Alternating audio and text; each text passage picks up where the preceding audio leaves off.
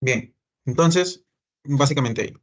Bien, definiendo, ¿no? Lo que es la parte de lo que es conciencia. Entonces, empezamos viendo, ¿no? De que para esto tenemos que hablar primero lo que es el contenido y tenemos que hablar también de lo que es el nivel. Bien, son dos puntos importantes para poder partir a hablar de lo que es conciencia. Uno, ¿no? Lo que es el contenido, en este caso van a ser todo lo que son funciones del córtex. Bien, es decir, bien, todo lo que son las funciones mentales superiores. Mentales superiores. Bien, y por otro lado, ¿no? En cuanto a lo que es el nivel, bien, viene a ser lo que es el estado de vigilia. Bien, el estado de vigilia. Ahora, en cuanto a lo que es la conciencia, bien, va a hacer que se pueda asimilar el contenido, bien, y que a partir de ello, bien, y que a partir de ello, ¿no? Va a depender también del nivel. Es como un match que hacen entre lo que es el contenido y el nivel, ¿bien? Porque puede haber contenido, es decir, pueden persistir las funciones mentales superiores, pero sin embargo no haber nivel, entonces no hay conciencia de lo que se está desarrollando. Todo por el contrario, no hay funciones mentales superiores, queda el estado de vigilia, pero sin embargo todavía no hay conciencia. Bien, ahorita vamos a ver las distintas alteraciones, bien, de cada uno de ellos, ¿no? Pero básicamente, ¿no? Conciencia es básicamente de que se pueda asimilar el contenido, bien, y mediante ello nosotros podemos decir, ¿no? Si es que uno está atento, ¿no? Uno está pensante, ¿no? O incluso está apto a tomar decisiones,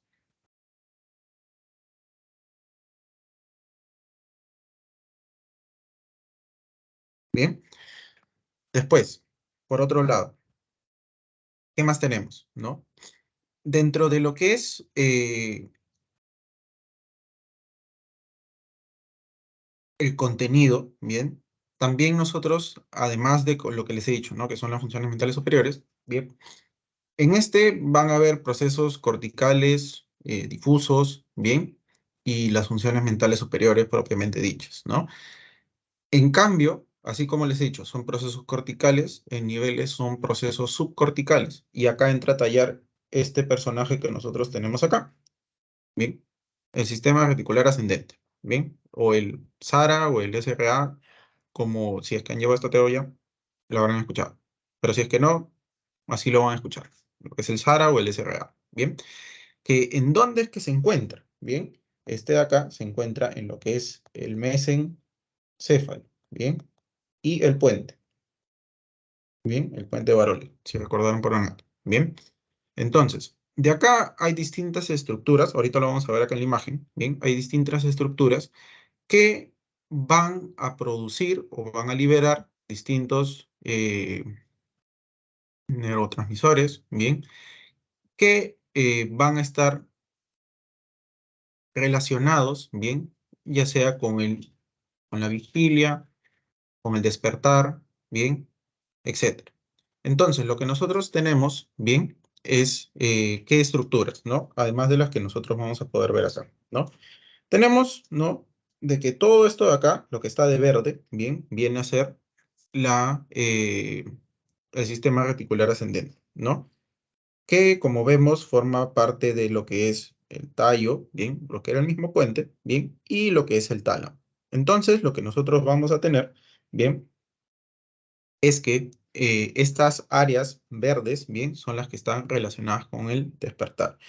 Y precisamente en el tálamo, ¿no? Hay un núcleo específico, si recordarán, hay distintos núcleos en el tálamo, el cual viene a ser, vamos a ponerlo por acá, bien, lo que es el núcleo reticular del tálamo, bien, que este núcleo, bien, básicamente es como un filtro de todo lo que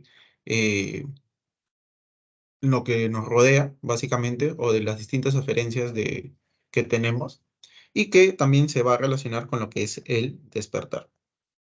Ahorita les explico un poquito más de eso. pero acuérdense que se relaciona con el despertar. Mientras, ¿no? Tenemos otras estructuras, como por ejemplo también es el locus coeruleus, ¿bien? Que este de acá, ¿por qué me importa? Porque este de acá va a liberar lo que es noradrenalina, y acuérdense que la nora, ¿bien? Se relaciona con lo que es la vigilia. Vamos a poner acá lo que es el locus coeruleus. ¿Bien? Vamos a poner ahí, que se relaciona directamente. Bien, entonces, ¿qué más es lo que nosotros tenemos? Bien, dentro de este sistema reticular ascendente, bien, vemos de que tenemos aferencias y eferencias. Bien, las aferencias, bien, es todo lo que son la parte sensorial y la parte somática. Bien, y después tenemos eferencias que van a dirigirse hacia lo que es la parte hipotalámica. Bien, ahora, en esta parte, ¿no? Que yo les decía del núcleo reticular del tálamo, es el que nos hace de que nosotros podamos ser conscientes de determinada acción, ¿no? Porque nosotros tenemos un montón de aferencias que recibimos. Por ejemplo, ¿no? Cuando estamos ahorita nosotros sentados, ¿no? No están pensando ustedes, bien, en que ustedes están sentados o en la ropa que ustedes tienen puesta, ¿no? Sin embargo, si se ponen a pensar un poco, ¿no? O tratan de hacerlo consciente, recién, ¿no? Perciben, ¿no? De que sienten la ropa. A no ser de que, por ejemplo, sea un poquito incómoda, ¿no? Y ahí sí, desde un primer momento ustedes lo sienten de esa manera, ¿no? O, por ejemplo, de que esté ahorita conversando directamente con ustedes, ¿no? Y soy plenamente consciente de lo que estoy conversando con ustedes, ¿no? Y estoy mirando directamente acá a la pantalla y no estoy mirando, por ejemplo, eh, bueno, mi cuarto, no estoy mirando a mi perro que está acá atrás, ¿no? O cualquier alrededor, sino prestando atención directamente acá, ¿no? Eso es gracias al núcleo reticular del tálamo, bien, que filtra todo ello, ¿no? Y permite hacer conscientes, bien, determinadas acciones que nosotros estamos realizando, bien. Ahora, ¿qué más? Entonces, como les decía, hay distintos tipos, bien, de núcleos, bien, que van a estar relacionados con específicamente algún neurotransmisor que va a tener una acción específica, bien. Uno era el locus coeruleus, otro que también tienen que recordar es el núcleo del RAFE, bien. Este núcleo del RAFE está relacionado con lo que es el despertar, bien. Que vemos es similar, ¿no? A lo que es el núcleo reticular del tálamo, bien. Solamente que acá es gracias a la serotonina, bien, a la serotonina. Entonces, ¿qué más nosotros tenemos acá? De que, ¿cómo es que asciende? Bien, vemos de que gracias al sistema reticular ascendente, bien, como les decía, llegan aferencias, bien, llegan aferencias, bien, y como ven, es un procesamiento automático y no es consciente, bien, y dentro de este se va lo que es la vigilia y el arousal cerebral, bien. Luego pasa al tálamo, que es el gran filtro, ¿bien? Porque acá está el núcleo reticular del tálamo, ¿bien? En el cual, en el tálamo es básicamente distribuye. Y después en el núcleo reticular, básicamente es que dice qué cosa es lo que me sirve y lo que quiero realizar ahorita, ¿no? Que ya es un procesamiento consciente, pero poco elaborado, ¿bien? Y después, en el siguiente núcleo, ¿bien? Básicamente ya hay un procesamiento cognitivo elaborado para que ya pueda pasar a lo que es corteza como tal, ¿bien? Y se puede emplear las funciones mentales superiores, pero también se han empleado lo que es las funciones mentales, que básicamente es el nivel de conciencia, ¿no? Que son las subcorticales, ¿bien? Entonces, es un constante coordinación entre ambos, ¿no?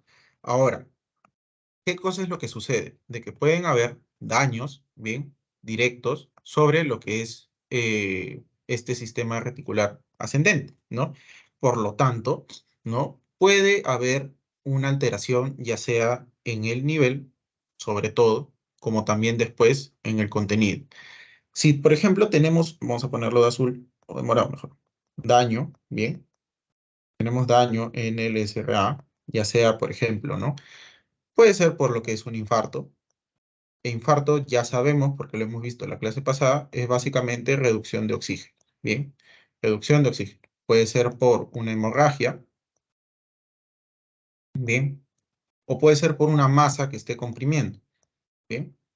Ahora, si es que el daño es global, ¿bien? No es en una única parte, sino es global, ¿bien? Hemisferio global, ¿bien? El daño va a ser, ¿por qué? ¿Bien? El daño va a ser ya sea por toxicidad,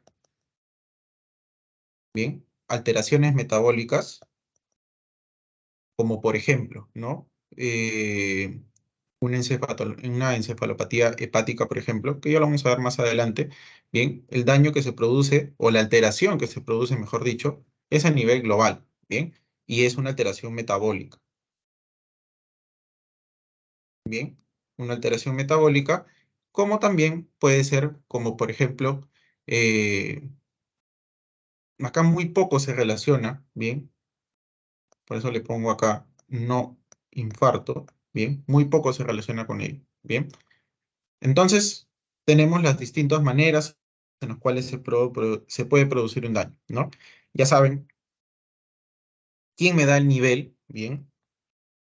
Y quién me da el contenido, ¿bien? Básicamente acá, vamos a poner acá, córtex, ¿bien? Y acá es la parte subcortical, ¿bien? Y el principal actor acá, el sistema reticular ascendente, ¿bien?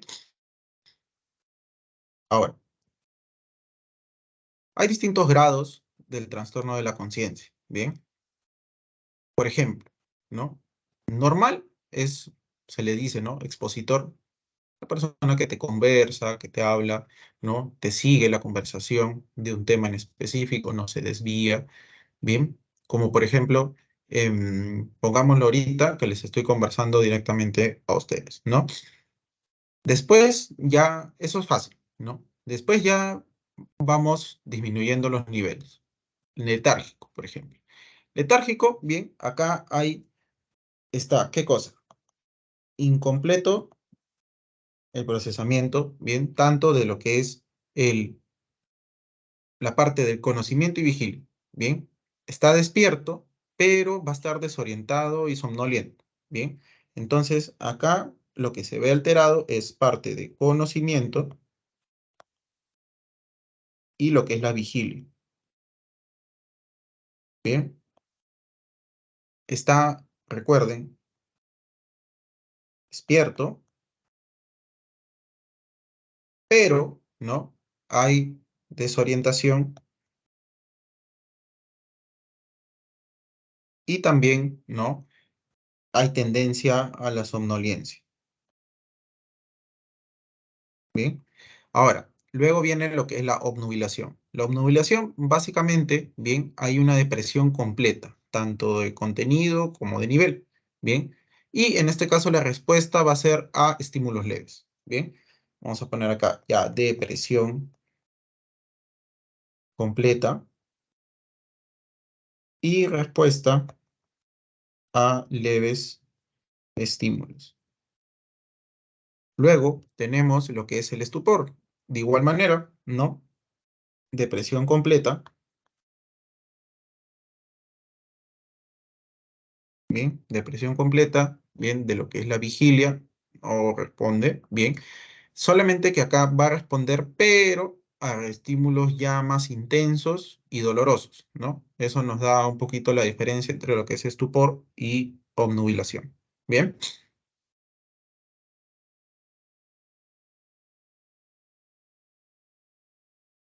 Estímulos dolorosos o intensos también puede ser, ¿no? Pónganle ahí también, tensos. Y después ya tenemos, ¿no? Lo que es el coma, que acá de igual manera hay una depresión completa. Y acá la gran diferencia con los dos anteriores que hemos visto es que no hay respuesta y no despierta por ningún estímulo que se pueda realizar. Bien, tengan eso en cuenta. Bien, entonces vamos a poner acá depresión completa, DC, ya saben lo que es, pero acá no despierta a estímulos. Si lo pongo en grande, bien, para que lo puedan tener en cuenta, bien, y que puedan diferenciar entre cada uno de ellos, bien. Son los distintos grados, bien, en cuanto a lo que es el trastorno de la conciencia. Ahora, antes de ver esto, bien, si es que siguen mandando lo que son los esquemas, bien, de seminario, me acuerdo que fue el que hice, y acá básicamente para poder detallar, ¿no? Lo que son los distintos tipos de lesiones que van a haber, ¿se acuerdan? Lesiones estructurales, como también tóxico-metabólicas, ¿bien? Las distintas alteraciones que van a haber. Y tenemos en la parte izquierda, ¿no? Lo que es el SARA, ¿bien? De que cuáles son sus aferencias y sus eferencias. Bien, eso básicamente se los dejo para que lo puedan revisar. Y bueno, lo que es clasificación de los estados de conciencia es lo que habíamos estado hablando, más algunos otros que ahorita vamos a comentar. Ahora, viene lo que son los tipos de trastorno de conciencia. Bien, tenemos estado vegetativo, el mutismo kinético, que no se considera como tal un trastorno de conciencia, bien, pero de todas maneras lo vamos a definir. El estado de conciencia mínima, el síndrome de cautiverio o locked-in, bien, como también lo van a ver en la clase, y lo que es el coma, que también está incluido acá. Bien, entonces tenemos de que el estado vegetativo, ¿qué es lo que pasa? Se mantiene lo que es la vigilia, es decir, puede estar despierto, sin embargo, ¿en dónde está el compromiso? En lo que es el conocimiento, ¿bien? Es decir, en las funciones mentales superiores. O en la parte de lo que es el contenido, ¿bien? Ahí es donde está el principal daño, ¿bien? Entonces ponemos, ok, no, lo que es la vigilia. Y ponemos acá, ¿no? Lo que es el conocimiento, que básicamente está comprometido bastante, ¿bien? Entonces, tenemos también de que el mutismo akinético, ¿no? Como les decía, ya en este caso la persona está de manera inmóvil, no hay una expresión oral, bien, no hay movimiento ocular, pero acá lo que sucede es que no hay una lesión de las vías motores descendentes. Sin embargo, la lesión normalmente se encuentra bien en una locación frontopontina o a nivel retículo cortical. Bien, es decir, a nivel del tallo encefálico es donde se encuentra la lesión. Bien, pero recuerden cómo es que este se expresa. Bien, básicamente inmovilidad. Bien, lo que es no hay expresión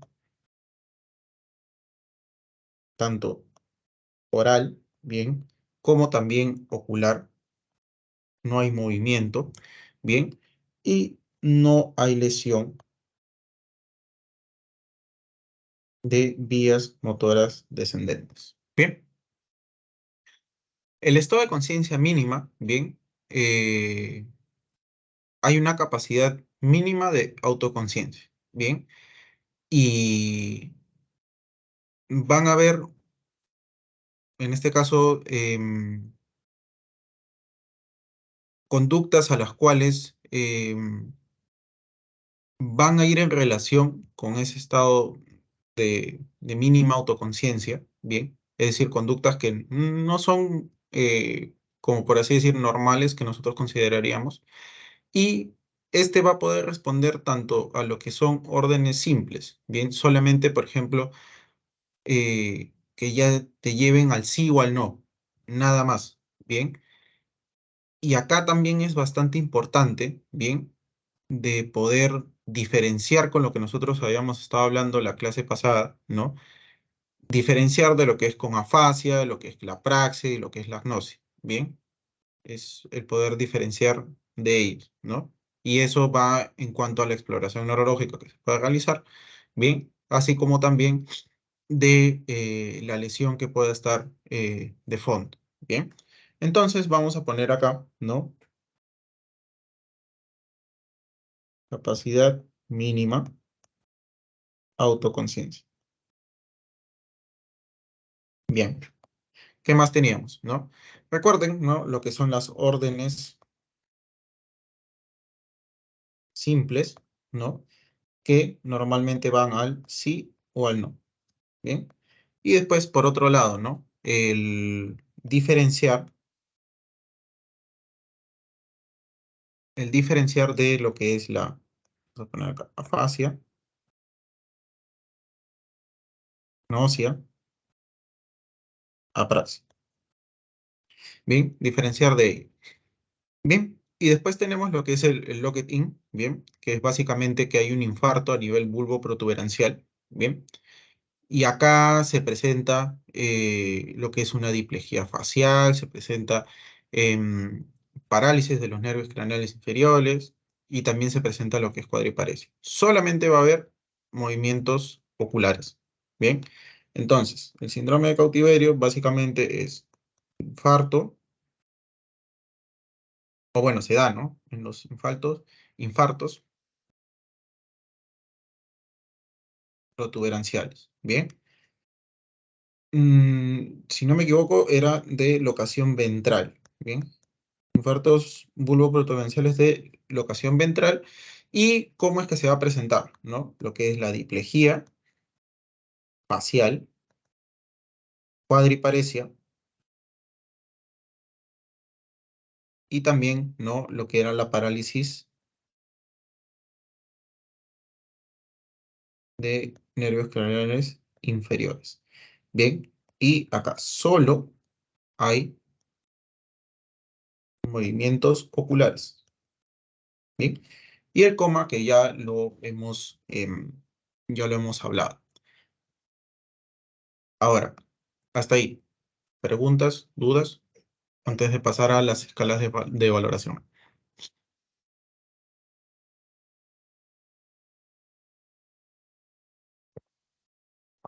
Am, tengo una pregunta en relación al estado de mínima conciencia. Sí, dime. A qué te referías cuando dijiste que debíamos diferenciar entre la fascia, entre esos Ya. tres? Ujú.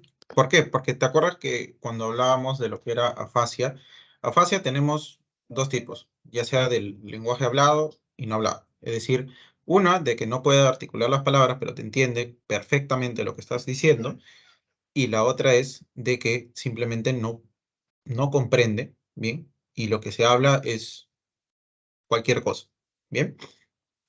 Porque sí te puedo hablar, ¿bien? En cambio, acá lo que sucede, por eso les digo, es que acá la persona no es que pueda, ¿bien?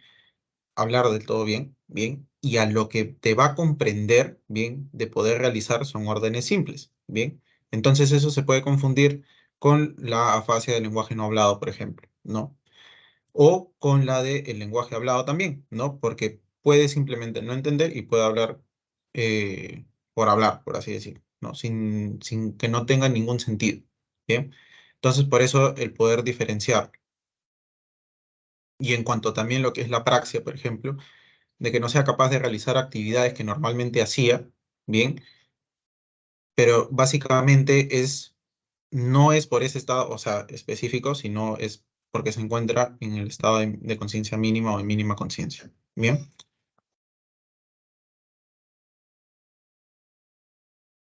Ah, ok, ya lo comprendí mejor, listo. gracias. Ujú. A ver, chicos, denme un segundito, por favor. Y ahorita pasamos a las escalas de valoración.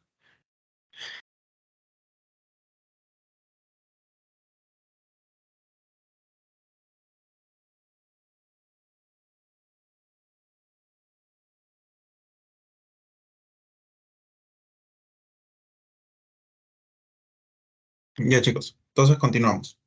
Acá con lo que son las escalas de valoración, bien, en las escalas de valoración es bastante importante, sobre todo de que de acá me comprendo lo que es el cómo realizar lo que es el Glasgow. Bien, la escala 4, que también ven ahí para evaluar el coma, esa se utiliza más ya en lo que es mismo neurología, pero la que ustedes van a ver siempre, bien, es la escala de coma de Glasgow. Bien, la escala de coma de Glasgow, bien, básicamente es para poder evaluar bien lo que es el nivel de conciencia de una persona. Bien, lo que hemos estado viendo anteriormente. Bien, y esta me evalúa tres parámetros: ocular, verbal y motor. Bien, todo esto me va a dar un puntaje, bien, un puntaje de 15. bien, y un puntaje mínimo de 3, ¿ya? Hasta ahí, todo claro, ¿no? 3 parámetros, puntaje máximo de 15, puntaje mínimo de 3, ¿bien? ¿Qué me evalúa? El nivel de conciencia, ¿ya? Y es bastante rápido el cómo se realiza. Con la práctica se va a poder ir haciendo. Sin embargo, ahorita lo importante es el poder saber para qué es, cuándo lo utilizo, bien, cuáles son los componentes de cada uno, bien, porque es bastante fácil el poder recordarlos, bien, y después ya en la práctica clínica poder ir practicando ello, bien, y ya va a llegar un punto en donde simplemente ven al paciente y rápidamente van a poder determinar. Ya, entonces, vamos viéndolo, lo que es la parte ocular. Recordamos que son 4, bien, porque empezamos, ¿no? Podemos decir así, ocular, verbal, motor. Y vamos escalando, 4, 5, 6. El ocular, básicamente, ¿qué cosa es lo que me evalúa? Bien, la respuesta espontánea, bien, de la apertura ocular. Por ejemplo, yo les digo, no tengo ni siquiera que decirles, abran los ojos ni nada, sino simplemente están así como normalmente lo harían. 4 puntos. Si la persona está, por ejemplo, con los ojos cerrados, ¿no? Y yo digo, ¿no? Por ejemplo, ¿no? A ver, ¿a quién tengo acá primero? A Marcia, por ejemplo, ¿no? Que está con los ojos cerrados, ¿no? Y yo la quiero evaluar, ¿no? Le digo, Marcia, ¿cómo estás? Buenas noches, ¿no? Y ahí recién abre los ojos, ¿no? Y me va a decir, hola, ¿cómo estás? O simplemente no puede responder, ¿bien? Pero a la orden, ¿no? Y que después de eso tiende a volverlos a cerrar. La otra es que le haya dicho, Marcia, hola, no abra los ojos, ¿bien? No haya respuesta. Y no es que se lo diga susurrando, por si acaso cuando vayan a evaluar, hablen fuerte, ¿no? A veces se escucha un poquito alto, pero es la idea. Y así también ustedes, porque de repente no es que no escuche, o sea, no les entienda porque hay una alteración, sino porque la persona puede ser hipoacúsica, por ejemplo, ¿no? Luego continúa, ¿no? Lo que es la evaluación al dolor, ¿no? Que acá son 2 puntos. ¿Y acá cómo es? ¿No? Como les decía, Marcia no me respondió, entonces yo procedo a lo que son estímulos dolorosos. Normalmente los estímulos dolorosos se hacen a nivel de lo que es esternón, a esta altura, bien, de lo que es entre la flexura del codo y se hace un peñisco, bien, y a partir de ello recién abro los ojos. En cambio, si es que no hay respuesta, bien, se pone un punto. Bien, ¿sí me entendieron cómo es la parte ocular? Yo quiero que esto quede bien claro. ¿Sí se entendió? Sí, sí, sí que sí se Sí. entendió. El ocular, ya, listo. Luego, el verbal. Verbal son 5 puntos, ¿no? Vamos escalando. 4, 5, ¿ya? El 5. Entra, ¿no? El paciente y te conversa, ¿no? Normal, te dice, por ejemplo, doctor, ya me duele, vengo porque desde la mañana tengo un dolor fuerte a nivel de bueno, no les va a decir a ese nivel, pero les va a señalar, ¿no? En la parte inferior del abdomen, del lado derecho, ¿no? Y les empieza ahí a conversar. Ah, ya. Ahí podemos poner 5 puntos. Ahora, viene, ¿no? Y igual está que conversa, sin embargo, no tiene una hilación, ¿no? No tiene una hilación la conversación que está llevando, lo que está hablando. O que incluso después con preguntas tan simples como preguntar el día de hoy, en dónde está, em, si es que viene con un familiar, quién es, ¿no? Preguntar ello y que no sepa responder o que responda de manera errónea, bien, ya podemos poner unos 4 puntos. 3 es ya cuando la persona se torna un poquito más violenta y empieza a soltar lisuras al aire. Además, ¿no? También de la desorientación y que no tenga coherencia lo que se está hablando, bien.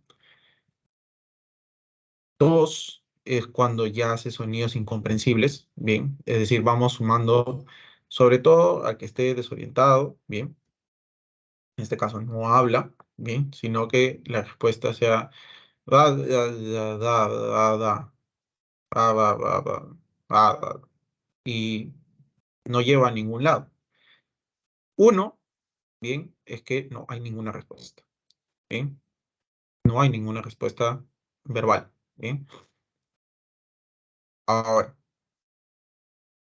la parte motora, que acá es un poquito más, de repente, complicada. 6, obedece al orden verbal, ¿no? Dicen, a ver, levántame el brazo, lo levanta, estírate, lo hace. O sin la necesidad de poder hacerlo, de que simplemente se mueve de manera voluntaria. Ahora,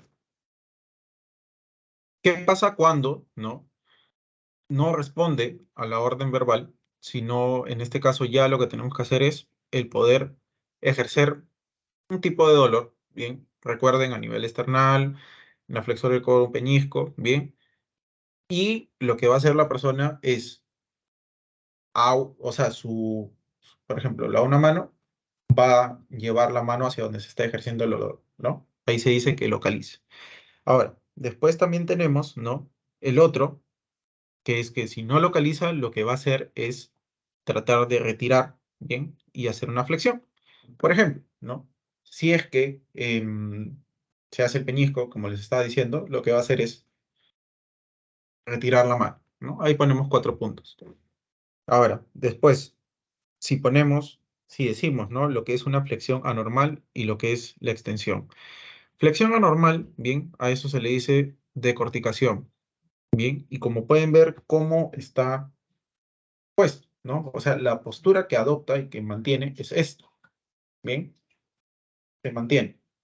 Mientras que la decorticación, bien, viene a ser hacia abajo, ¿no? Es una extensión, bien, es una extensión completa, bien. ¿Cómo me acuerdo, ¿no? De eso? Decorticación, es así, y la descerebración, porque es como si estuviera haciendo una S, ¿no? Ahí, o bueno, al menos en mi cabeza, me acuerdo de esa manera. S, cerebración, me acuerdo porque está totalmente extendido, con los brazos hacia afuera, bien, y parece una S, ¿no?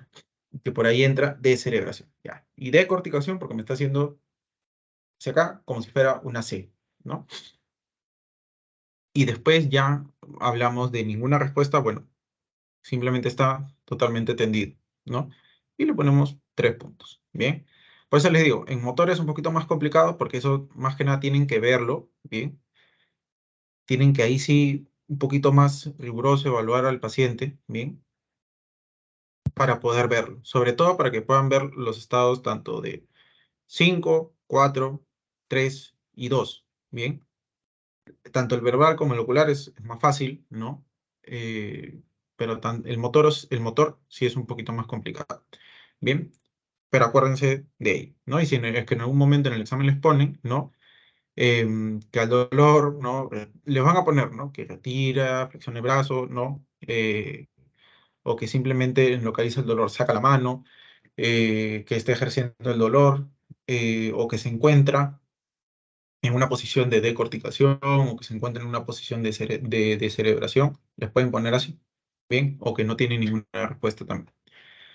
Entonces, esa es la famosa escala de Glasgow, bien, que eso lo van a ver hasta en la sopa, eh, todo el tiempo lo van a ver. Cuando roten por medicina interna, es algo que van a ver bastante, bien. Entonces, es importante de que lo sepan, bien.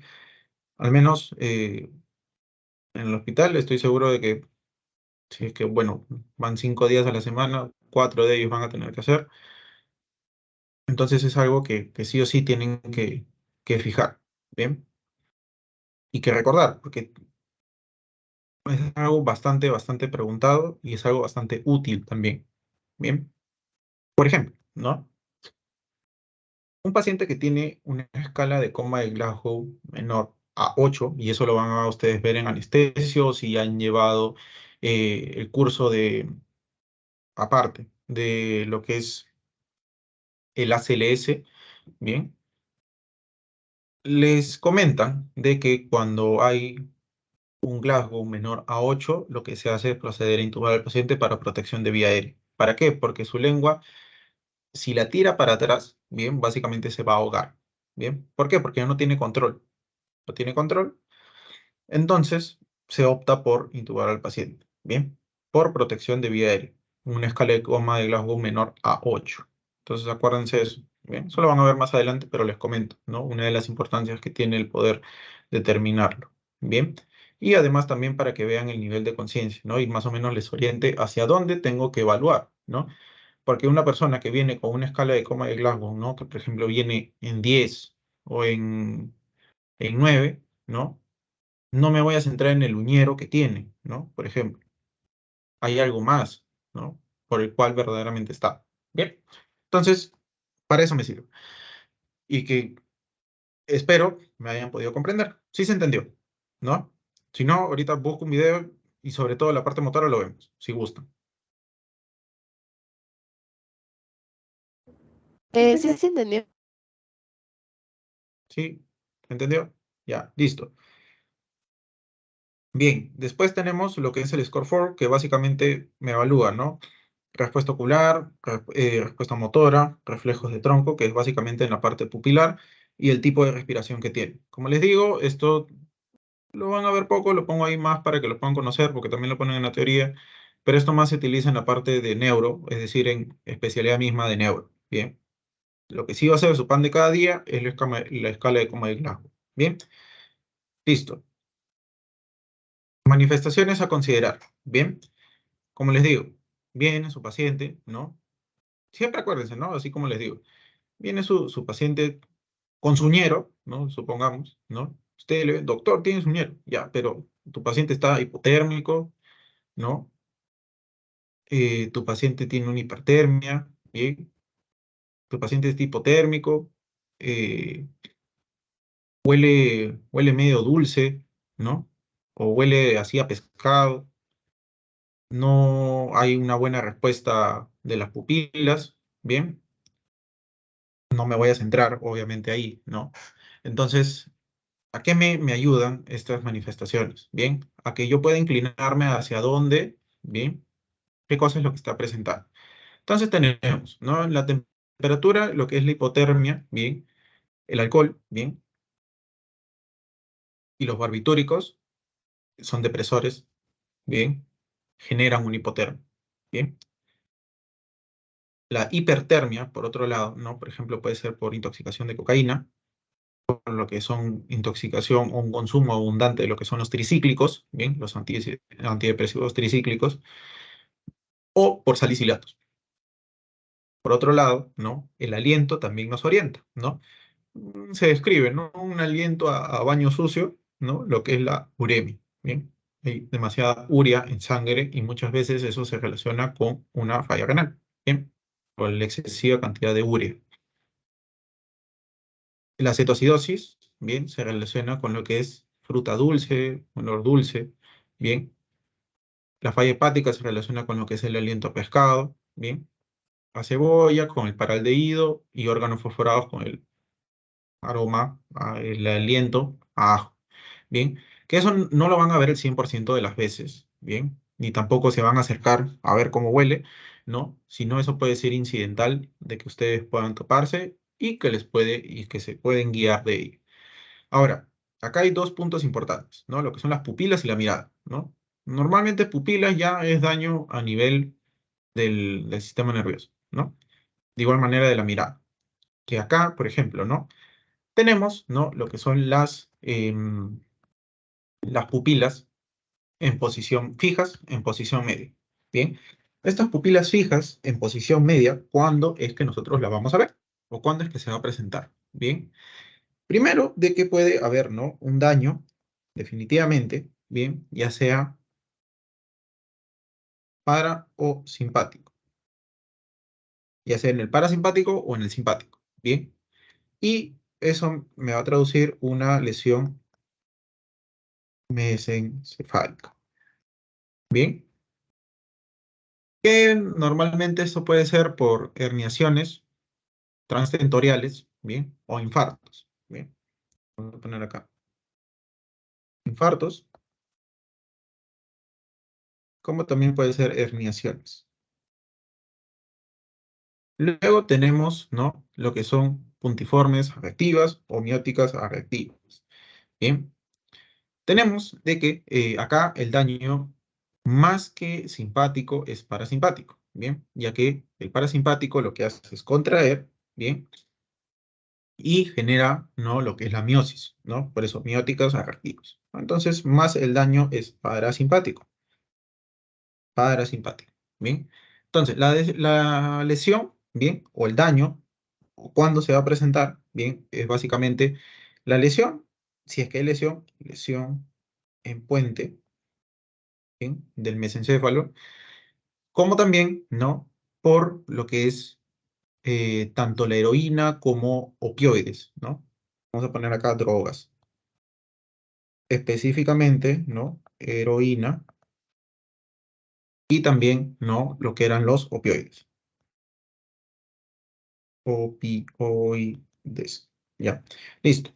Tenemos después, ¿no?, lo que son las midriáticas reactivas, ¿bien? Que acá básicamente, ¿no?, el daño es también parasimpático, ¿bien? No va a haber, ¿bien? Y va a predominar el simpático, ¿bien? Y esto normalmente se va a dar, ¿bien?, en lo que es la isquemia.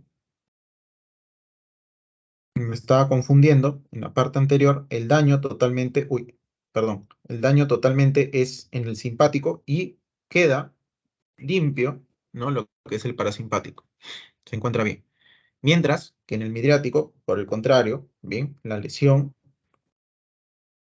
bien, es en el parasimpático. Y el simpático queda íntegro, ¿bien? Me estaba confundiendo porque va a predominar entonces acá lo que es en las mióticas reactivas, que he puesto móticas, disculpen, en las mióticas reactivas, bien, queda íntegro el parasimpático. Por lo tanto, queda el reflejo de contracción y queda miosis. Y no va a haber reacción, en este caso, de la parte simpática, que es la que me permite que, en este caso, se puedan dilatar. En cambio, ¿no?, midriáticas reactivas se mantienen dilatadas, pero no hay una reacción de miosis. Bien, acá el daño se presenta, bien, a nivel parasimpático y queda íntegro el simpático. Bien, parece un trabalenguas. Bien. Y después, ¿no?, ¿cómo va a ser la lesión? Por isquemia. Bien, principalmente por isquemia. Y después tenemos, ¿no?, lo que es pobremente reactivas, bien, de que acá el daño está en las aferencias del segundo o tercer par cráneo. Vamos a poner acá. Segundo o tercer par. Aferencias. Bien, la lesión. Ahora, después tenemos, ¿no?, lo que es la desviación de la mirada, movimiento periódico alternante, el nistagmus, el bobbing y el dipping. Que para eso, bien, básicamente, les voy a mostrar un video, pero antes, ¿no? El nistagmus es una abducción de los ojos con regreso rápido. Bien, vamos a poner acá. Nistagmus es una abducción con regreso rápido. Bien, de los ojos. El bobbing, bien, básicamente el movimiento es hacia abajo, es rápido, y el retorno hacia arriba es lento. Bien, el dipping, por el contrario, bien, es hacia abajo es lento y hacia arriba es rápido. Bien, ¿dónde está la lesión en cada uno de ellos? Nistagmus normalmente, bien, van a ver lesión a nivel del mesencéfalo. Bien, en lo que es el bobbing, bien, a nivel de lo que es la protuberancia, y en lo que es el dipping, bien, es una lesión bihemisférica. Es decir, no está localizada en un solo lado, sino en ambos. Bien, ahora, quiero que vean un videito para que lo puedan comprender. A ver, déjenme, les pongo por acá. Bien, a ver. Vamos a tratar de compartir Acá. Ya. Y vamos a ponerlo por acá. Ya. Sí, se puede ver, ¿no? A ver. Vamos a poner que tenga sonido.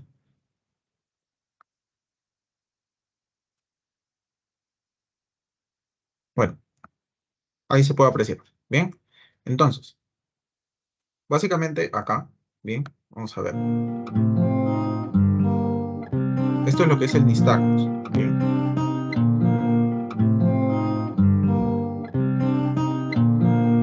MS for a few years and he's on beta-interferon is doing reasonably well. Bien, But, acá explica un poco de lo que les está mencionando. more right-sided. Bien, y lo que Very quiero que marked vean nystagmus in es his el right eye. movimiento de los ojos. Left. Right.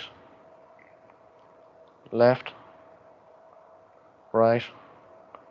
Sí logran ver, ¿no? La alternancia que hay en el movimiento de lo que son las pupilas, ¿no?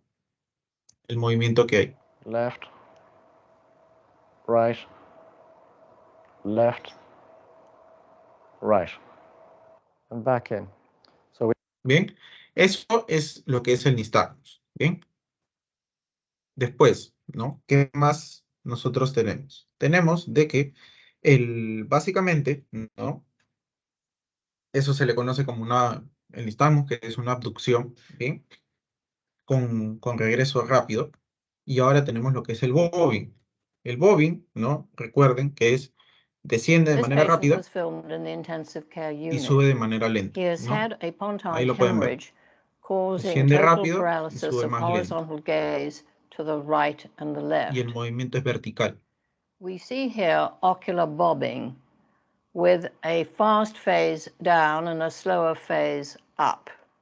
These eye Como pueden movements ver. continue in sleep and under closed eyelids. Bien. This type of ocular bobbing. Y después teníamos lo que es el dipping. Bien.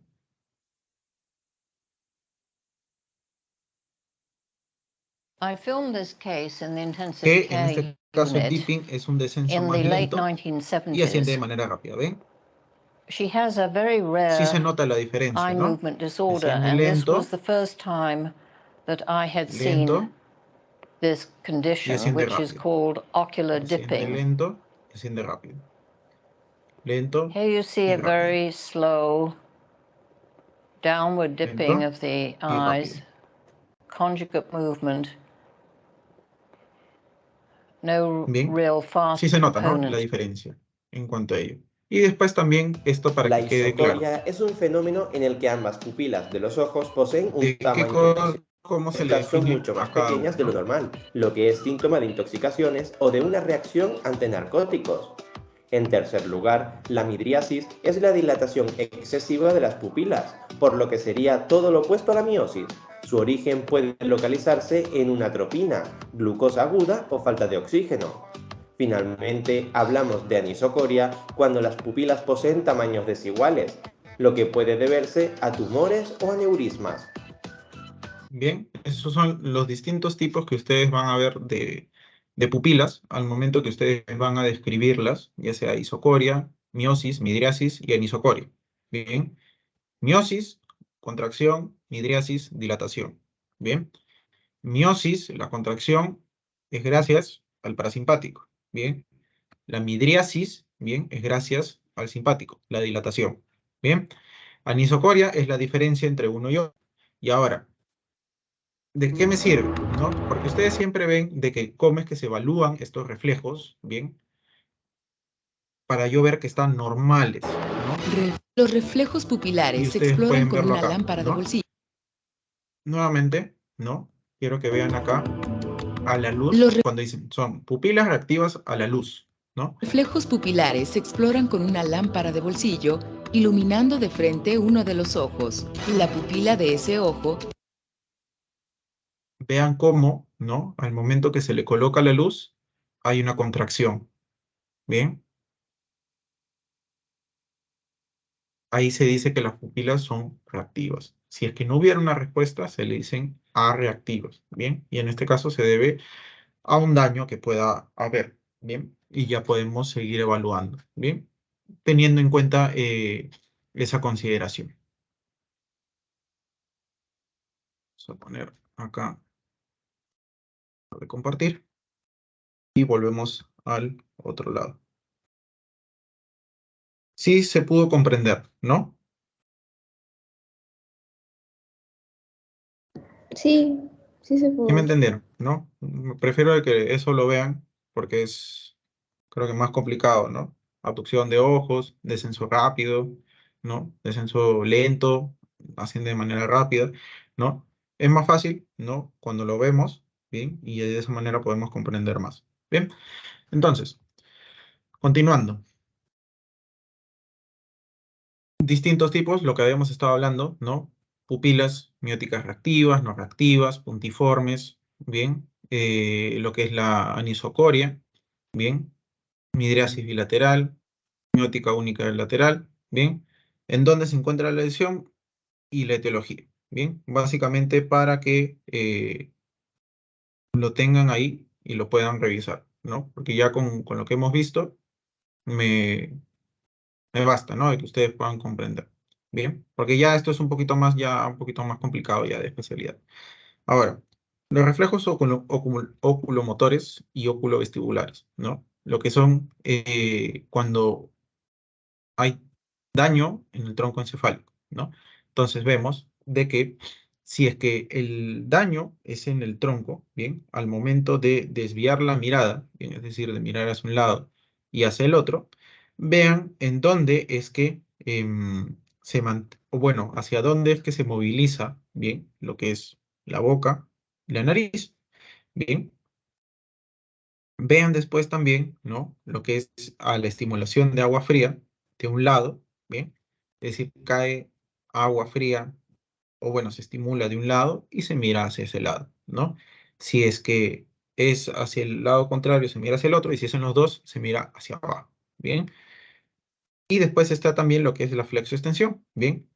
Si es que está normal, ¿bien? Se inclina hacia atrás y se dice, mantén en un punto fijo, y los ojos van a tender a mirar hacia abajo, ¿no? Van a tender a mirar hacia abajo porque es el punto fijo en donde se está mirando, si es que se está mirando de frente.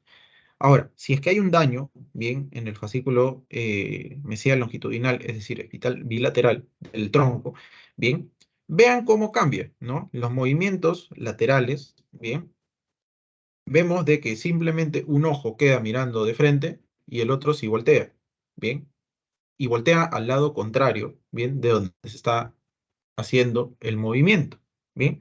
Si es que está, ¿no? Del otro lado, de manera contraria, como pueden ver, ¿no? Se cambia completamente, ¿bien? Se cambia completamente, ¿bien? Y siempre hay un ojo que queda mirando de frente, ¿bien?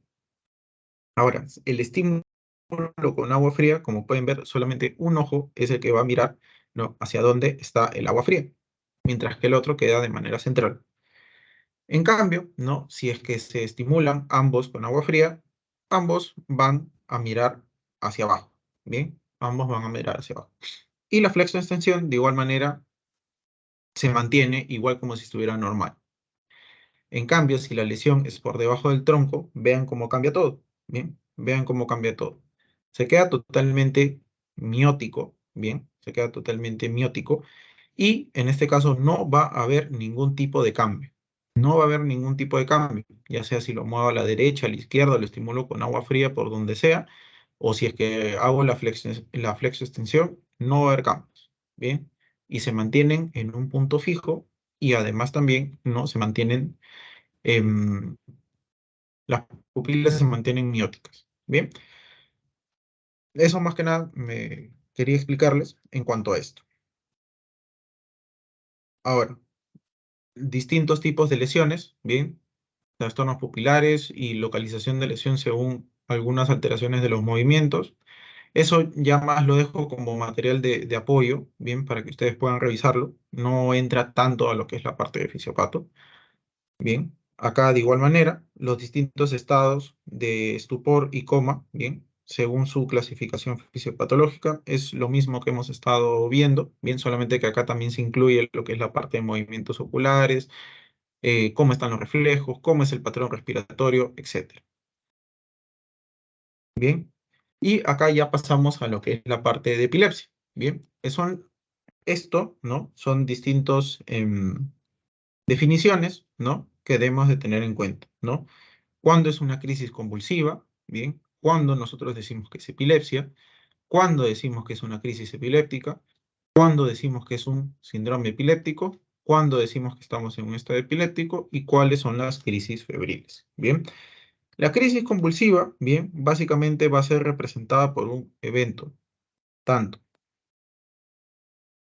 brusco, limitado y que generalmente se va a caracterizar por una actividad en la musculatura excesiva, bien. Y este de acá, bien, básicamente cesa, bien, cesa, bien. Después, ¿no? Tenemos lo que es la epilepsia, que es una condición en el cuerpo en el cual te hace más predisponente a tener crisis epilépticas. Y estas, a ver, condición en el cuerpo que te hace más predisponente, ¿bien? Y estas crisis epilépticas se va a caracterizar, ¿no? Por síntomas en varios campos, como el sensorial, motor, psíquico, que van a ir en forma repetida, ¿bien? O crónica. Y el síndrome epiléptico son síndrome identificable por signos y síntomas que van a definir y distinguir esta identidad clínica. Ahora, esto de acá tiene que ver, ¿no? Como vemos, tiene que tener, se va a definir más que nada por tiempos. Y estos tiempos es lo que nosotros tenemos acá. Ahorita volvemos a lo anterior para ver esta última parte de lo que son las crisis epilépticas febriles. Bien, la epilepsia, ¿no? Como tal, es una afectación neurológica, crónica y recurrente. Bien, que van a estar dados por descargas excesivas de neuronas, bien, de forma desordenada, bien, y de manera excesiva, como ya les dije. Ahora, va a haber, ¿no? Lo que es un trastorno, bien, paroxístico, que es simplemente una aparición generalmente brusca, inesperada, de breve duración, ahí acaba, bien. Y tenemos, ¿no? Lo que son las crisis convulsivas, bien, crisis que tengan movimientos arrítmicos alternantes de la musculatura. Y la epilepsia acá, ¿no?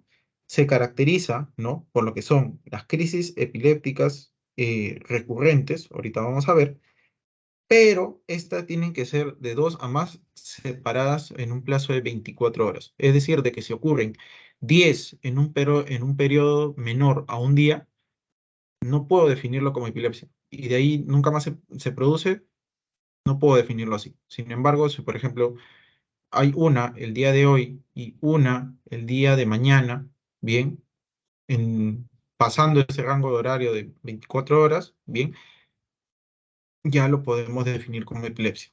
Pero ojo, ¿no? No tienen que estar provocadas por un trastorno agudo.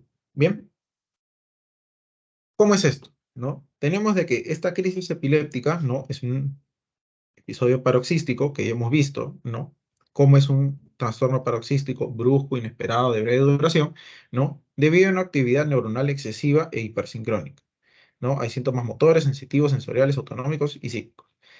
Acá lo importante es poder definir si es que son espontáneas o no provocadas, o agudas sintomáticas, que en este caso sí son provocadas, ¿no? No provocadas es que no están asociadas a una enfermedad o una patología de fondo, ¿bien? Y las no provocadas están relacionadas también a lo que es la epilepsia propiamente dicha.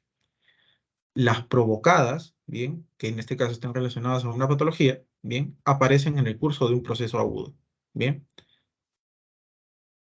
Por ejemplo, pueden ser las convulsiones febriles que se da en los niños, bien, que es una manifestación de una enfermedad diferente a lo que es la epilepsia, bien. Ahora, y después tenemos también la crisis cerebral no epiléptica, bien, que eso ahorita no lo vamos a revisar. Entonces, acá lo que quería ver es que estas crisis febriles van a ir básicamente entre los 6 a 5 años, máximo, bien. Después de eso ya no es una crisis febril como tal, bien. Y que en este caso también, ¿qué cosa es lo que tiene que tener en cuenta? ¿No? Duración menos a 15 minutos, ¿bien?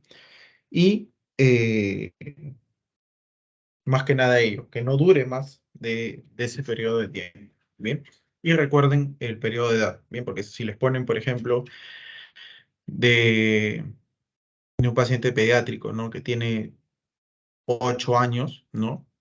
poquito difícil de que sea crisis febril, o sea, una crisis epiléptica febril, ¿bien? O una convulsión febril, un poquito difícil, ¿bien?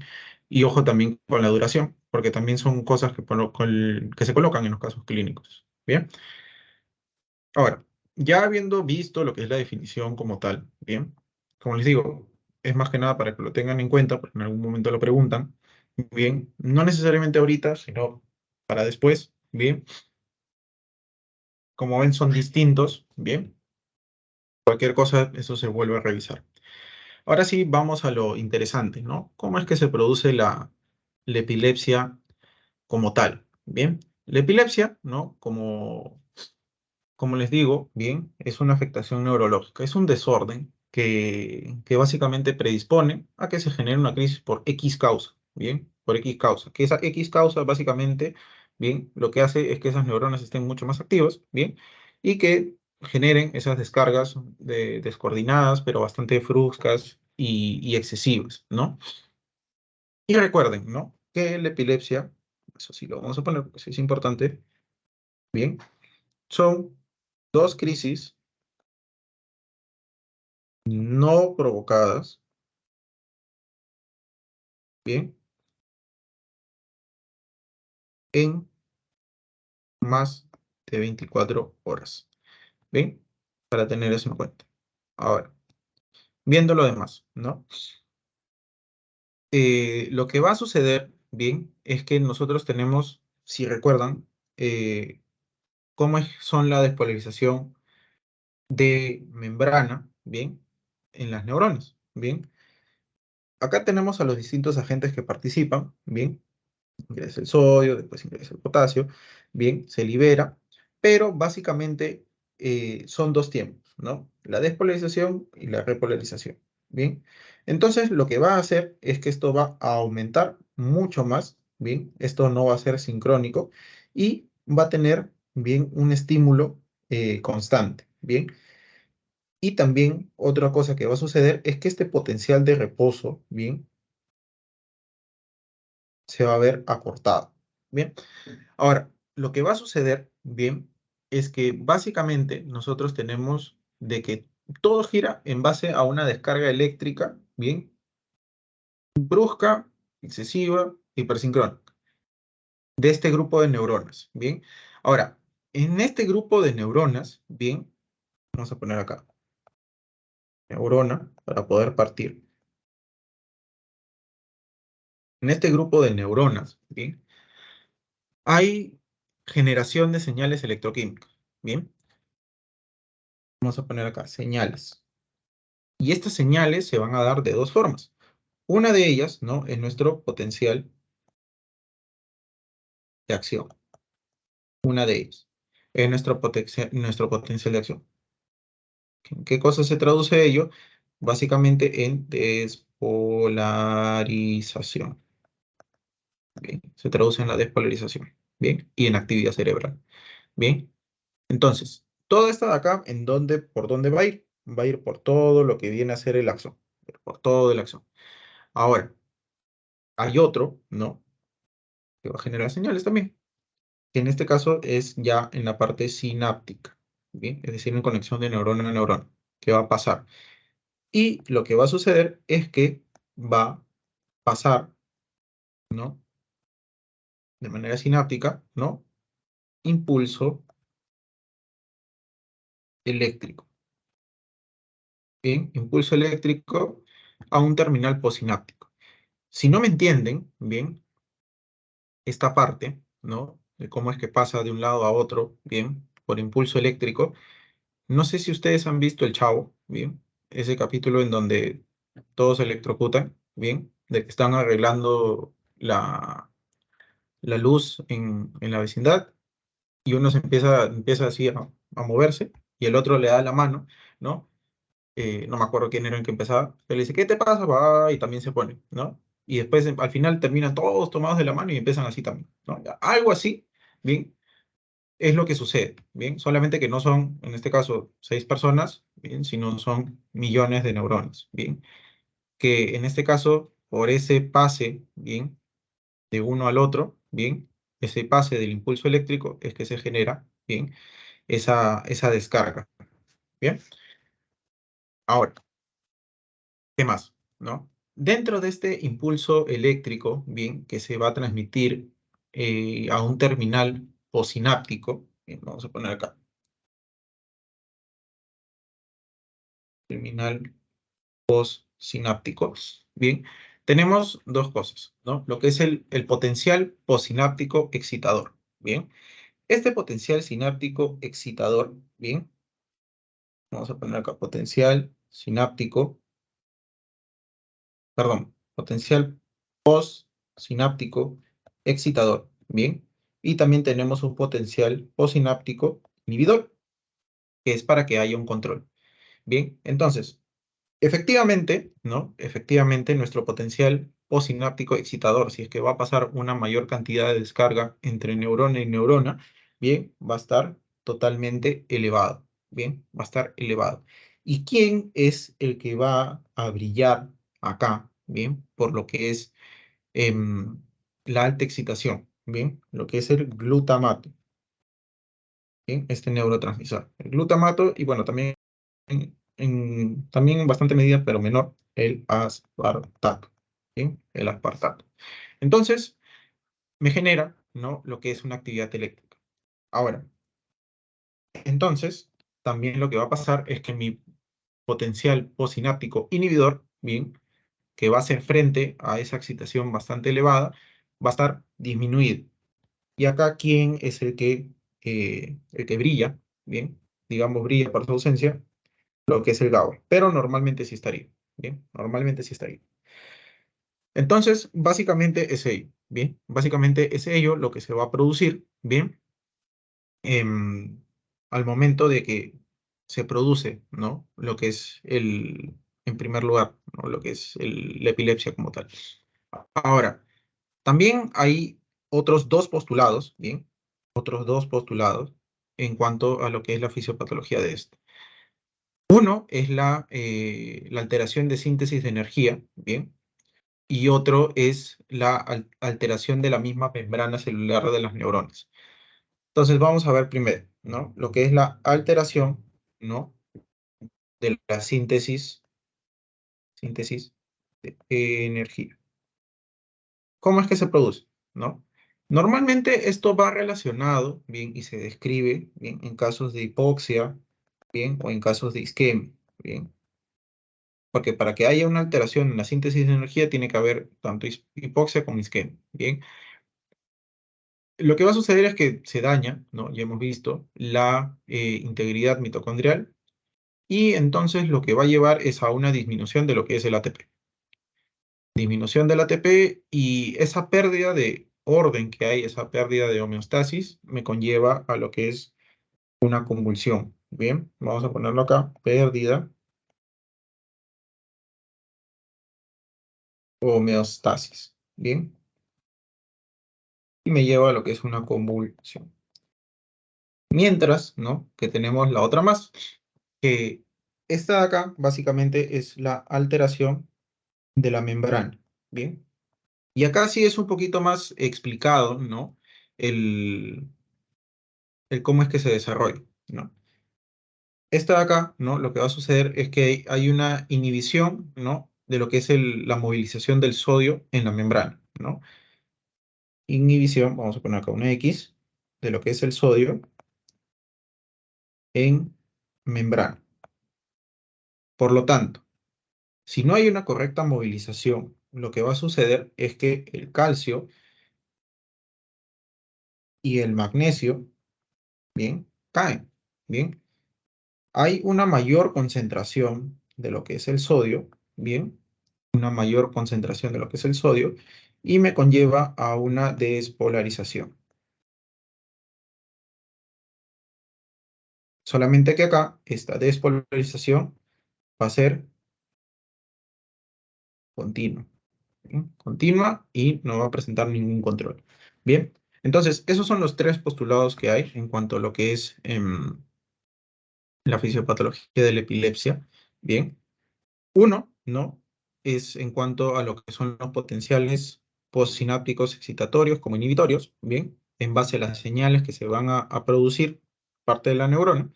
bien, en las cuales el postsináptico excitatorio está aumentado y el postsináptico inhibitorio está disminuido, bien. Luego teníamos la alteración de síntesis de energía, bien, que básicamente se relaciona con hipoxia, isquemia, alteración mitocondrial, pérdida de hemostasis, convulsión. Y la alteración de la membrana, básicamente no hay movimiento de sodio en la membrana, es decir, no puede salir, bien, hay una mayor concentración de lo que es el sodio, el calcio no puede entrar y hay una despolarización excesiva. Bien, entonces, esos son los tipos. Hasta ahí, ¿alguna duda, alguna pregunta o sí quedó claro?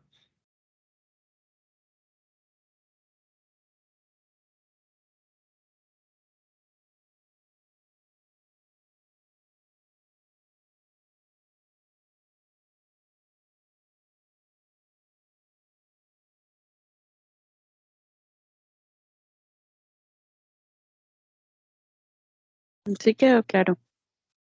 Ya, listo. Entonces, continuamos. Bien, como pueden ver, los distintos tipos de causa de la crisis, bien, y los tipos de crisis. Causa de crisis, normalmente cuando son más pequeños, bien, como pueden ver, es por causa congénita, bien. Entre los 15 y 34 años, bien, normalmente se debe a lo que son traumas, bien, como también a lo que son los tumores. Ya en personas un poco más mayores, 35 a 64, se debe a causas cerebrovasculares y más de 65 años, causas totalmente cerebrovasculares. Ahora, los distintos tipos de crisis que se pueden producir, ya sea que haya alteración de la conciencia, sin alteración de la conciencia, bien, ya sea focal, tónico-clónicas o de ausencia, bien, como pueden ver, en donde las que tienen mayor predominancia son las focales con alteración de la conciencia. Bien, y ahora otro punto más acá, que es lo que es, esta es la clasificación, bien.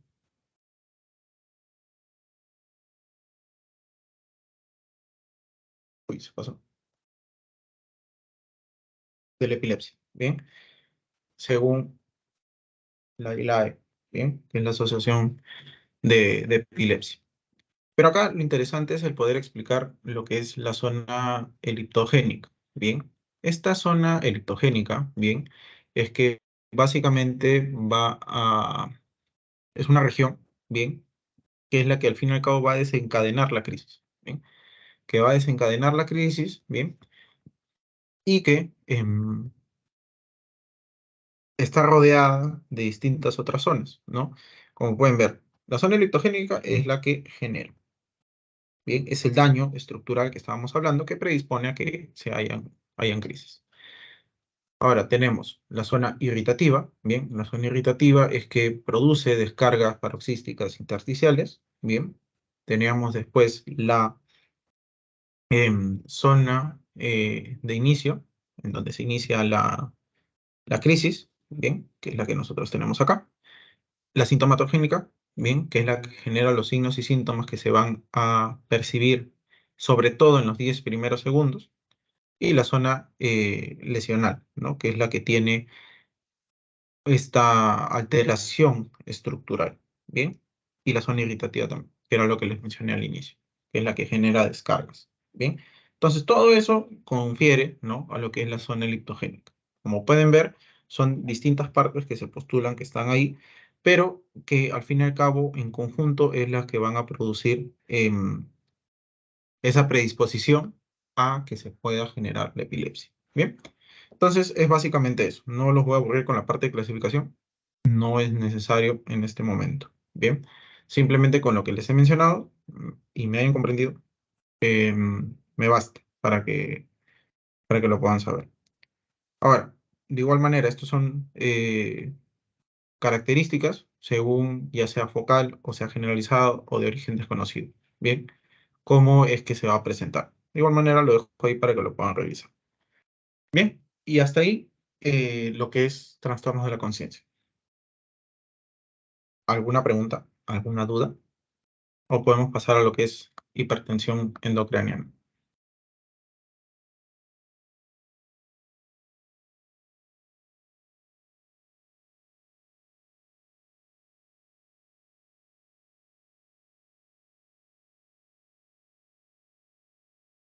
Sí, todo claro. Sí, ya, listo. Bueno, vamos a ver rápidamente esta parte. Es mucho más rápido que el anterior. Bien. De acá lo que nosotros tenemos que recordar, antes de hablar de lo que es el líquido cefalorraquídeo, bien, tenemos que hablar de la estructura, bien, que va a envolver al cerebro, que vienen a ser las meninges. Bien. Las meninges, bien, vemos, ¿no? De que van a estar compuestas, ¿no? Por lo que es la dura madre, la aracnoides y la pía madre. Bien. Eh, la dura madre, bien, está en contacto directo con el hueso, bien, y por encima del hueso, bueno, va a estar el periósteo y la piel, bien. Debajo de la pía madre ya se encuentra directamente lo que es el tejido nervioso, que viene a ser, ¿no? El encéfalo. Ahora, entre la aracnoides y la pía madre, bien, es decir, acá, bien, acá se encuentra lo que es el famoso LCR o líquido cefalorraquídeo, bien, en ese lugar se encuentra. Ahora, el líquido cefalorraquídeo lo que permite, bien, es básicamente amortiguar, bien, es decir, de que, por ejemplo, cuando hayan movimientos, cuando hayan golpes, haga de que el cerebro tenga cierto flote, bien, y no choque contra estructuras duras, bien, sino amortigue, bien, sea como, es como si fuera una almohada, por así decirlo.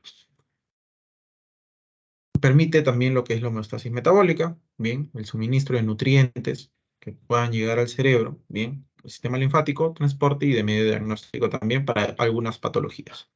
Ahora, existe también otro tipo de barrera, bien, además de la barrera hematoencefálica, que es donde se encuentra el cerebro, bien. Tenemos también, ¿no? Lo que es la barrera sangre hematoencefálica, barrera sangre líquido cefalorraquídeo, bien. Entonces, en esta de acá, ¿no? Vamos a encontrar distintas diferencias. Básicamente, ¿no? Es que en la barrera hematoencefálica no permite el paso de... no permite el paso de otras sustancias que vengan de fuera. Y esto básicamente para sustancias que nosotros podemos ingerir, así como también que no entre de más de lo que debe de entrar. Bien. Y vemos de que acá las uniones, o sea, lo que permite es que son tan estrechas, bien, que no permiten el paso a menos de que las partículas sean mucho más pequeñas que ello, bien. Básicamente acá no pasa ni Dios, ¿bien? Y cubre la mayor parte del cerebro. En cambio, en la barrera sangre, líquido cefalorraquídeo, bien, esta se encuentra, bien, en lo que es, más que nada en lo que es los plexos coroideos, bien, en lo que es el tercer y cuarto ventrículo, bien, y ocupa una menor cantidad, bien. Es menor, bien, la cantidad de uniones estrechas que tiene, bien, es eficiente, sin embargo, no es más débil, bien, que la barrera hematoencefálica, bien. Eso en cuanto a diferencias entre uno y otro. Ahora, hay distintas características que puede tener el líquido cefalorraquídeo, ¿no? Lo normal se dice, ¿no? De que este puede tener o debe de tener un color cristal roca, bien, es lo normal. Ahora, pueden haber veces en donde ustedes hacen su punción lumbar, bien, y encuentran de que es de un color rojo, bien, de un color amarillo o de un color turbio. Normalmente, cuando es rojo, bien, se debe más que nada que pueda haber un trauma, bien, puede haber habido una hemorragia suprarraquinoidea, bien, em, puede haber una encefalitis, es decir, hay un daño, bien, y eso también se corrobora también con la parte de celularidad, que van a haber más de 1000 hematíes por cada, bien, por metro cúbico, por milímetro cúbico, perdón. Mientras que el amarillo, o se dice de color sancromático, ustedes ven eso y lo más probable es que sea TB, lo más probable, ¿bien? Y después, por otro lado, turbio es que hay una mayor cantidad de celularidad, tanto de polimorfonucleares como de linfocitos, ¿bien? Que esto me indica, ¿no? Probablemente meningitis, que de todas maneras tiene que ser corroborado em, con la parte de laboratorio. Ahora, la hipertensión endocraniana, bien, como tal, va a haber un aumento de lo que es la presión intracerebral. Bien, ese aumento de la presión intracerebral va a darme distintos cambios. Bien, va a darme una afectación hipotalámica, ¿bien? Y del centro termorregulador. Por lo tanto, se tiende a lo que es la fiebre. Hay un bloqueo de perfusión aferente cerebral, es decir, de que es como si no estuviera llegando sangre al cerebro y mi cuerpo de manera refractaria lo que hace es que aumenta la presión, es decir, que llegue más sangre, o sea, para que pueda llegar más sangre al cerebro. Por lo tanto, va a haber un aumento de la presión. Un aumento de lo que es la presión sistólica. Compresión del nervio óptico me va a dar lo que es edema de papila, bien. La distensión y tracción meningia de vasos y nervios craneales me va a dar lo que es una cefalgia bastante fuerte, bien. La presión endolinfática en el oído interno, bien, es decir, cambios, bien, dentro de lo que es el oído, claro, el oído interno en donde se encuentra todo el sistema de equilibrio, bien, va a haber alteraciones y me va a dar lo que es el vértigo, bien. Afectación del tronco cerebral, vómito y también lo que es bradipnia, bradicardia y la respiración de Cheyne-Stokes. Es decir, va a haber una alteración en el centro cardiorrespiratorio. Después también incluso me puede llegar a lo que son trastornos de la conciencia, bien, ¿cómo puede ser el coma? Bien, eso es lo más complicado. Ahora, también lo que puede suceder, bien, para que haya este aumento de la presión intracraneal, es que haya, ¿no?, lo que son efecto de masa, bien, haya un edema cerebral, puede haber un aumento de presión venosa cerebral, una obstrucción del líquido cefalorraquídeo o una expansión de volumen, bien, o que haya obstrucción o que se produzca mucho más, bien, y básicamente ello. Ahora, de todo eso, ¿no? ¿Qué cosa es lo característico y que muchas veces preocupa? ¿No? Ahí tienen las manifestaciones clínicas, ¿no? La cefalea, vómitos, el papiledema, bien, agitación psicomotriz, que puede haber diplopía, bien, pero hay una triada característica, bien, que muchas veces es preguntada y muchas veces, al menos en la atención extrahospitalaria, sirve bastante, bien, intrahospitalaria también, bien, pero que permita reconocer, sobre todo en accidentes de tránsito, lo que es la triada de Cushing: hipertensión, bradicardia y alteración de la respiración. Recuerden eso siempre, ¿bien? Recuerden eso siempre, porque de verdad les va a ayudar bastante a poder identificar bien lo que es una hipertensión endocraneal. Y recuerden hacia dónde me puede desencadenar, bien, hacia lo que es el coma e incluso me puede llevar a la muerte, bien. Por eso es importante el poder reconocerlo, ¿no? Y después ya poder manejarlo, que no es motivo de hablar en esta clase, pero sí es importante desde un primer momento al menos el poder reconocerlo, bien. Ahora, tenemos distintos tipos, ¿no?, de lo que es el edema cerebral, que eso también les conversaba la clase pasada. Les hablaba de que primero iniciaba lo que era el edema citotóxico, después el vasogénico y después el edema intersticial. Bien, entonces, el vasogénico, bien, vamos a empezar por acá, bien, el edema vasogénico. Básicamente hay una alteración de lo que es la barrera hematoencefálica, bien.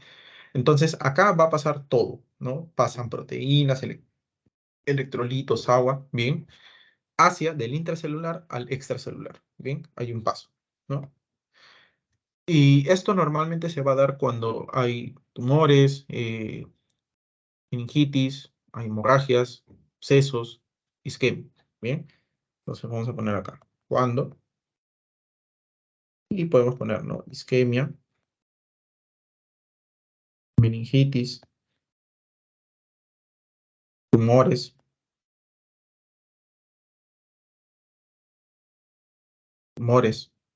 hemorragias, bien, básicamente ahí.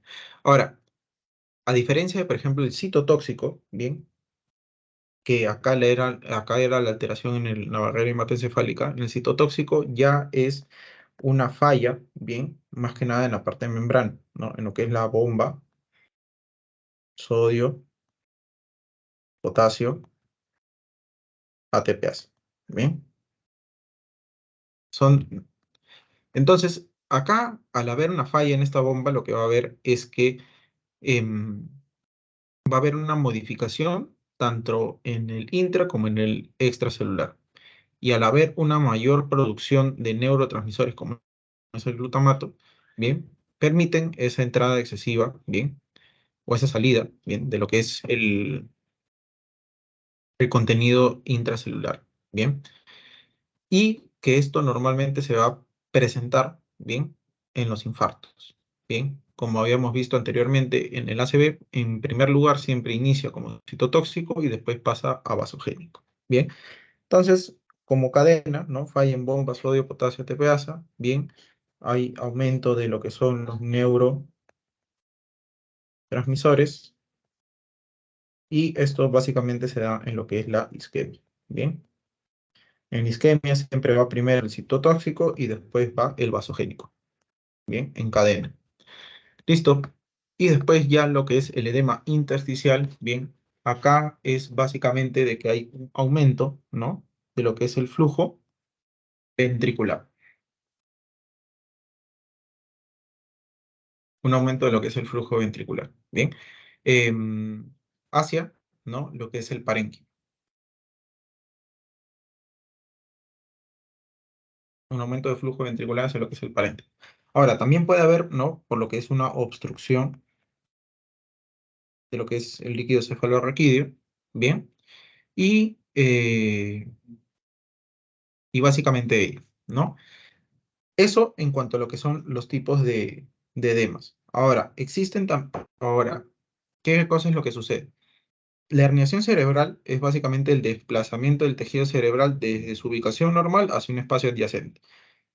Según su nombre, bien, es hacia dónde se está dirigiendo. Bien, como vemos, tenemos una herniación del cíngulo, en el número 1 acá, una herniación central, 2, una herniación uncal, 3, una herniación tonsilar, 4, bien, una herniación ascendente y transcalvarial. Básicamente, esto lo que va a suceder, acá vemos cuándo, o bueno, qué cosa es lo que va a pasar en cada uno de ellos, pero lo que quiero que me entiendan es que, por ejemplo, eh, cuando hay descompresiones bastante rápidas de lo que es el líquido cefalorraquídeo, bien, básicamente, por ejemplo, ¿no? En pacientes que tienen una hipertensión endocraniana, poniendo un ejemplo de un caso que yo he visto, que es, por ejemplo, en pacientes que tienen meningitis, pero por criptococosis, ¿bien? Es decir, el cripto es un hongo, ¿bien? Por criptococosis, estos pacientes tienden a hacer hipertensión endocraniana, ¿bien? ¿Por qué? Porque hay una producción excesiva de líquido cefalorraquídeo.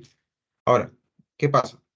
A estos pacientes constantemente, para evitar ello, se les tiene que estar haciendo punción lumbar, ¿bien? Y para poder nosotros evacuar, o bueno, saber qué cantidad debemos de retirar, ¿bien? Tiene que ser medido. No puede ser simplemente, ah, ya, lo dejo ahí que salga. No, tiene que ser medido. Porque siempre hay riesgo, bien, bastante grande de que se pueda hacer la herniación cerebral. Y básicamente eso sucede cuando se hace este tipo de descompresiones, por poner un ejemplo, y queda, ¿no? Como un efecto de, no sé, como si fuera una cañita que succiona, ¿no? Entonces hay un movimiento de todo el encéfalo que se desplaza hasta cierta zona, ¿bien? Que se desplaza hasta cierta zona. Hay compresión de estructuras, hay daño de estructuras, ¿bien? Y me van a producir una sintomatología como tal. La herniación es algo bastante grave, ¿bien? Es algo bastante grave, ¿bien? Que puede producir daños que ya no sean reversibles, ¿bien? Puede producir daños que ya no sean reversibles. Es para que lo puedan tener en cuenta. Ahora, hay distintos tipos, ¿bien? De cómo reconocerlo, ¿bien? Si es que es la primera vez que lo vemos, ¿no? De cómo va a estar el patrón respiratorio, cómo va a estar las pupilas, cómo va a estar los reflejos vestibuloculares, ¿bien? Y la respuesta motora, que también lo dejo para que se pueda revisar. Y de igual manera acá, que es hacia dónde es que se desplaza cada uno de ellos, ¿no? No es motivo ahorita porque, bueno, no entra dentro de la parte fisiopatológica, sino más que nada quería que me entiendan qué es y cuándo se produce y por qué tener cuidado, ¿bien? De esto. Ahora, también está lo que es la hidrocefalia. La hidrocefalia básicamente es un desequilibrio dinámico entre la producción y absorción de líquido cefalorraquídeo, que lo que va a hacer es que los ventrículos se agranden, ¿bien? Hay hidrocefalia comunicante y no comunicante. Bien, la comunicante hay un aumento de producción de líquido cefalorraquídeo y una disminución de lo que es su absorción. Es decir, no se absorbe y se sigue produciendo de manera constante, día a día.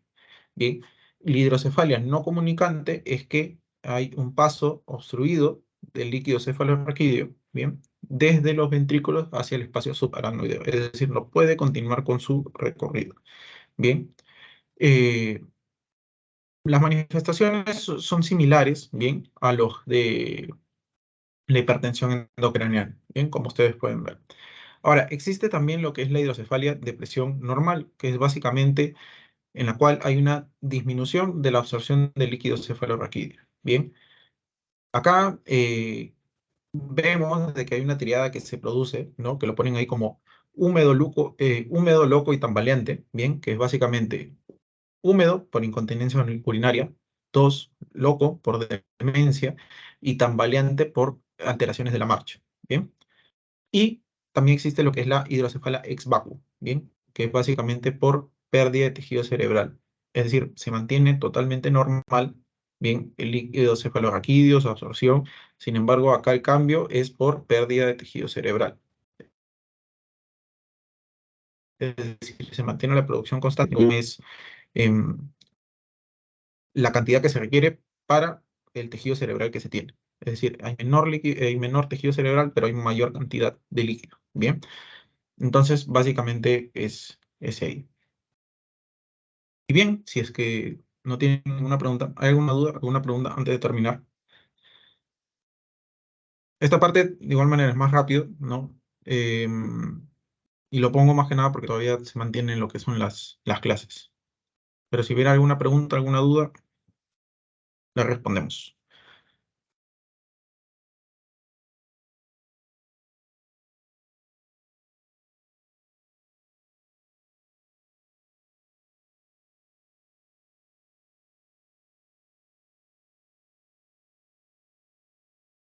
Creo que no. Entonces, chicos, con eso hemos terminado. Espero no se hayan dormido. Bien, yo sé que ha sido un poquito extenso y también por la hora. Bien, pero, pero bueno, espero le hayan podido sacar provecho a la sesión.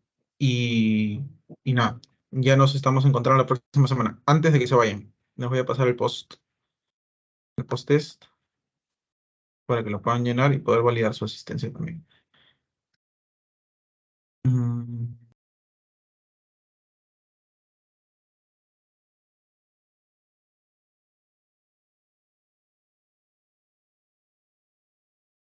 Ahí está.